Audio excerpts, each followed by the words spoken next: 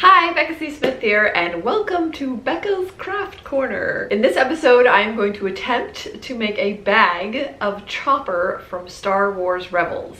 Now, I'm a huge Star Wars fan. Early fan. I stood in line in 1977 through 2 showings before we finally got in. And I'm not a big fan of the prequels. I'm a huge fan of the canon of the prequels, just not a fan of the execution. But I don't want to poop on anybody's fandom, so if you love them, that's so awesome. And Clone Wars, as you can tell from my jacket, brought me back to that particular time period in Star Wars and made me just obsessed. I loved Clone Wars. And then Star Wars Rebels, I can't even believe that I actually like Star Wars Rebels more than I like Clone Wars. And I love Clone Wars. That brings me to Chopper, the droid that I'm going to try to make into a bag. He is a part of the merry band of rebels, and he is, I think, one of my favorite characters of the Star Wars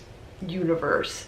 He is cranky, he is a prankster, he is funny, he is voiced by David Filoni. That alone makes him completely awesome. Chopper just makes me so happy. It's just here. He just makes me so happy. So I want one. And I'm going to make one, dang it. And I am an R2 girl through and through. And I still love R2-D2, of course. But my love of Chopper, I mean, I'm tied and maybe even a little bit more towards Chopper.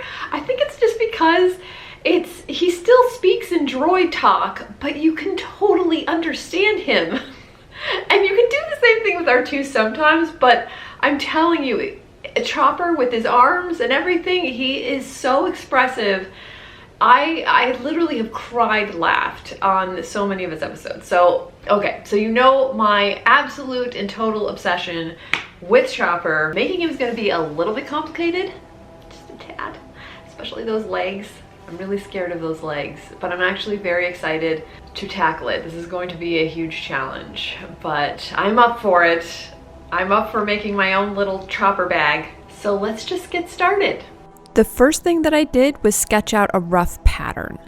I freehanded it, so I was guessing as to size and proportion, hoping I could fix it as I go.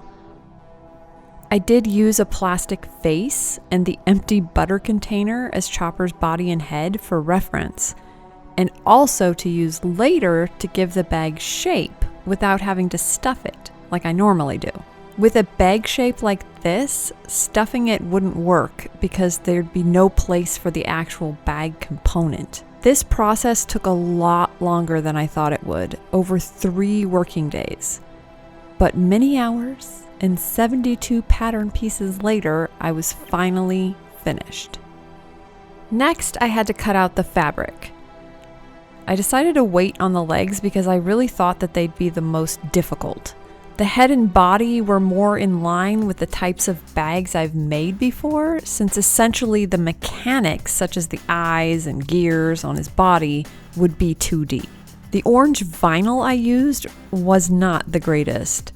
It kept chipping and wrinkling, but since I didn't have any other orange, I had to make do. And let's face it, Chopper's always a little beat up looking, so it kind of fits. I started with the top because it had less components, cut out all the pieces, then glued them in place. I used a washable glue stick because honestly, I didn't have anything else. I was a bit worried the glue stick wouldn't work because there were so many pieces. I've had the problem of glue not being strong enough and everything popping off. I usually use a glue called Gem Tack, which is super strong that holds anything in place, but I forgot to pack it when we moved to Toronto, so I was waiting for it to arrive through Amazon in the meantime. Then I did the same with the bottom. Once everything was glued, I got to sewing and hoped the glue stick would work. And it did! Yay! I'm thinking it's because the canvas was small, so less motion and manipulating fabric to turn in ways it's not meant to. That's usually why things pop off for me in the past. Next, the zipper. Zipper is in. Looking pretty cute so far. Oops, I totally forgot.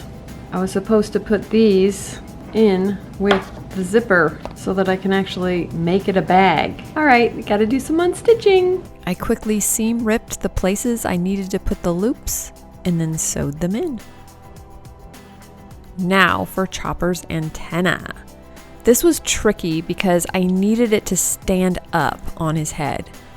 I first cut out the shapes for the fabric, then used a foam tube for stuffing and measuring because I figured that would be more supportive. Cutting slits into the fabric makes it easy to sew and secure it into a perfect circle. I did that to the top of Chopper's head and to the bottom of the antenna disc. To keep the hard shape of Chopper's head and the bottom of the antenna, I cut out cardboard circles for support. If we'd been at home in Los Angeles, I would have used our 3D printer, but I used what I could find, and I think it'll be fine, even when it gets wet, because it's protected by the vinyl fabric surrounding it. Next is Chopper's bottom. I cut it, sewed it, stuffed it, then sewed it onto the base. Sorry for the blur, but here's Chopper so far. A legless Chopper. But now for the legs. I started with the feet because I figured they'd be the hardest. I was right. And I did not like the way they looked at all. I wasn't going to use them. It was done. I didn't like them. So I moved on to the legs. The green leg would be easier since I didn't have the tubing like the gray leg did, so I started with that one. So far, so good. Next, the gray leg, which ended up being easier than I thought. I was so worried about the pattern not working, and then when it did, and it went so fast, I was shocked. Happy, but shocked. It's a bit poofy, but this is a bag and I want it to be soft since bags often bump into your legs and hips when you walk. So Chopper is getting stuffed poofy legs. I remade the feet, basically I just made them smaller and simplified the pattern.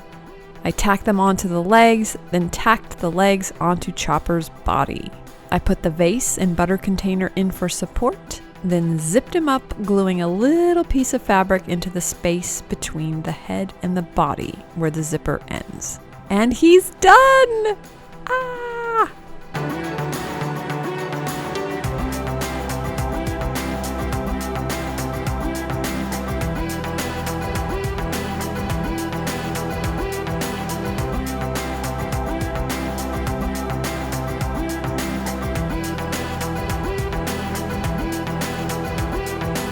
I'm so excited that I have my little Chopper. And it unzips really easily. Oh, where is it? Right here. Yep. So I've got plenty of room to put in X-Acto knife, glue, and then he zips back up.